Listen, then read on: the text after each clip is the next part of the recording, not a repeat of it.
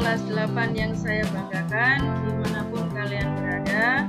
Alhamdulillah pada kesempatan yang baik ini kita dapat belajar kembali, yaitu mata pelajaran Sejarah Kebudayaan Islam kelas 8 semester ganjil. Pada kesempatan kali ini kita akan membahas bab 2, yaitu ilmuwan muslim masa Daulah Abbasiyah. Ilmuwan muslim pada masa Daulah Abbasiyah terbagi menjadi 4. Yang pertama yaitu ilmuwan kedokteran, yang kedua ilmuwan filsafat, yang ketiga ilmuwan kimia, dan yang keempat adalah ilmuwan astronomi.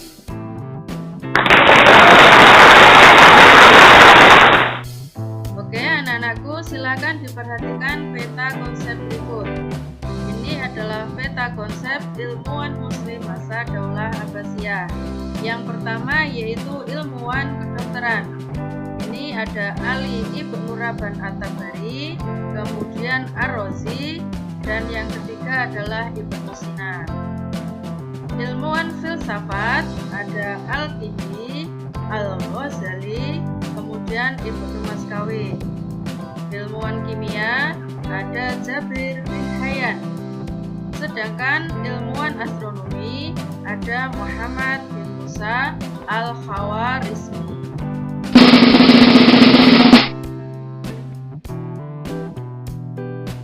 Anak-anakku, silahkan diperhatikan gambar berikut. Gambar pertama dan gambar kedua.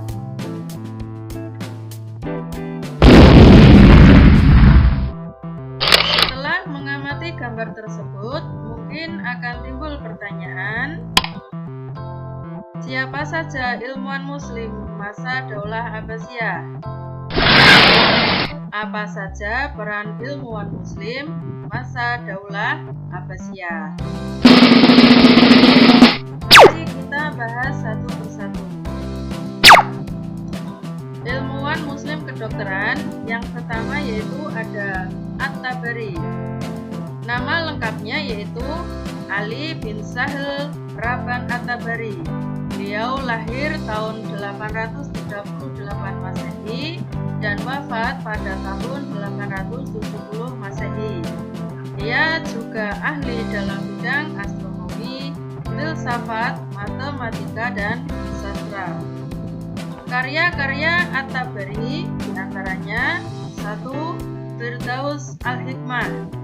Ini merupakan ensiklopedia kesehatan yang memuat di dalamnya tentang obat-obatan dan cabang ilmu kesehatan. Yang kedua yaitu Din Ad-Daulah. Ini sebuah kitab yang membahas tentang agama dan negara. Kemudian yang ketiga ada Hifzus Shihah. Ini sebuah buku yang menjelaskan tentang cara menjaga kesehatan. Ilmuwan kedokteran yang kedua yaitu Ar-Razi. Nama lengkap beliau adalah Abu Bakar Muhammad bin Zakaria Ar-Razi. Beliau dilahirkan di kota Rai, Teheran, ibu kota Iran. Karya-karya Ar-Razi diantaranya yang pertama yaitu Al-Judari wal Hasbah. Buku ini membahas tentang penyakit cacar, kemudian campak dan bisul. Yang kedua ada Al-Hawi. Buku ini dianggap sebagai karya utama dari Ar-Razi dalam bidang kedokteran.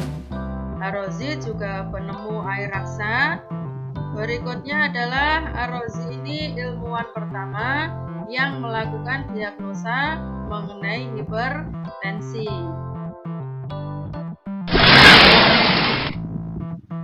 Ilmuwan kedokteran yang ketiga yaitu Ibnu Sina. Nama lengkap beliau adalah Abu Ali Al-Husain bin Abdullah bin Ali Ibnu Sina. Beliau lahir pada tahun 980 Masehi dan wafat pada tahun 1037 Masehi. Ibnu Sina ini mendapat gelar Sayyid Quraish yang artinya adalah pemimpin orang yang terpelajar. Selain bidang kedokteran, beliau juga ahli dalam bidang filsafat, psikologi, politik, dan lain-lain. Karya-karya Ibnu Sina diantaranya yang pertama yaitu Al-Qanun fi Tibb. Ini yang artinya dasar-dasar ilmu kedokteran, menjelaskan tentang penyakit dan penyebaran berbagai penyakit melalui udara dan air. Obat-obatan yang disebut dalam buku ini tidak kurang dari 760 macam obat untuk beragam penyakit. Kemudian karya beliau yaitu Asy-Syifa. Asy-Syifa ini berisi tentang cara pengobatan, termasuk tentang pengobatan penyakit syaraf. Berikutnya adalah ilmuwan filsafat. Ilmuwan filsafat yang pertama yaitu Al-Kindi. Al-Kindi mempunyai nama lengkap Abu Yusuf Ya'qub bin Ishaq bin Sabah Al-Kindi. Beliau lahir di Kufah sekitar tahun 801 Masehi, lalu menetap dan meninggal di Baghdad, Irak pada tahun 873 Masehi. Di barat ia dikenal dengan nama Al-Qindus. Karya-karya Al-Kindi diantaranya yang pertama yaitu karya beliau dalam bidang filsafat, yaitu Risalah fi Madhal Al-Mantiq bil Istifa Al-Qaul Fih. Ini sebuah pengantar lengkap logika.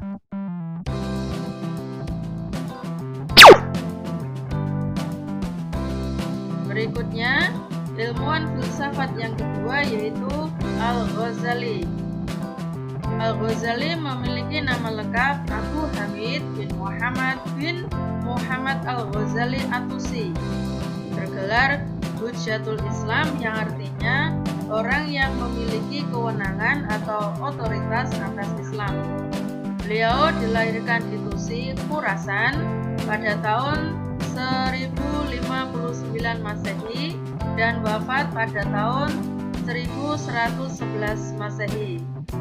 Karya-karya Al-Ghazali diantaranya yaitu Tahafutut Falasifah atau Kerancuan Filsafat. Ini sebuah kitab yang membahas tentang filsafat Islam. Berikutnya adalah Ihya Ulumuddin, kitab tasawuf yang membahas tentang kaidah dan prinsip dalam menyucikan jiwa, yang membahas tentang penyakit hati, pengobatannya, dan mendidik hati. Kitab ini merupakan karya beliau yang paling terkenal. Ilmuwan filsafat berikutnya yaitu Ibnu Maskawi. Memiliki nama lengkap Abu Ali Ahmad Ibnu Muhammad Ibnu Maskawi. Beliau lahir di Iran pada tahun 932 Masehi dan wafat pada tahun 1030 Masehi. Ibnu Maskawi merupakan sosok ilmuwan muslim bidang ilmu filsafat akhlak.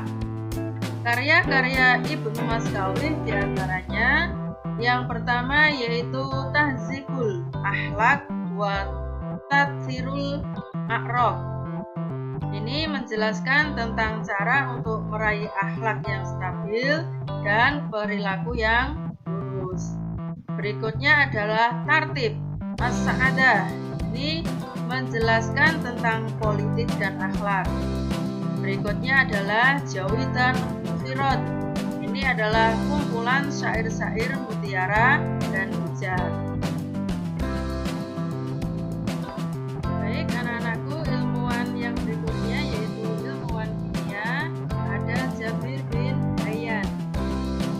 Jabir bin Hayyan bin Abdullah Kufi dilahirkan di desa Tus Khurasan, kemudian menetap di Kufah sekitar tahun 776 Masehi. Dikenal sebagai bapak kimia muslim pertama. Dunia barat menyebutnya dengan nama Geber. Jabir bin Hayyan menggambarkan secara ilmiah dua operasi utama kimia, yaitu kalnikasi dan reduksi kimiawi. Ia memperbaiki beberapa metode penguapan, sublimasi